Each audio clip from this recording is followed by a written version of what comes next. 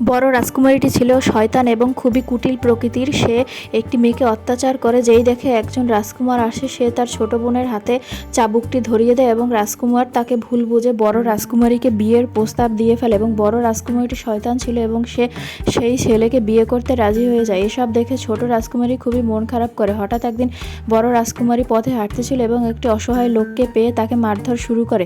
ছোট রাজকুমারী তাকে সহায়তা করার জন্য কিছু অর্থ দিয়ে দেয় এবং সেখান থেকে চলে যায়।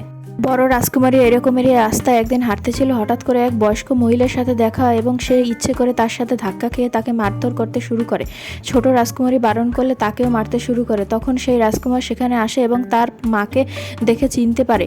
এসব দেখে রাজকুমার বুঝতে পারে যে আসলেই বড় মেয়েটি খুবই খারাপ। সে ছোট মেয়েটিকে বিয়ে করার জন্য প্রস্তাব দেয়। এই দেখে বড় মেয়েটি সেখান থেকে চলে যায়। ভালো ভালো শিক্ষণীয় গল্প পেতে চ্যানেলটি সাবস্ক্রাইব করুন এবং আমার চ্যানেলের ভিডিওগুলো বেশি বেশি দেখুন। ধন্যবাদ।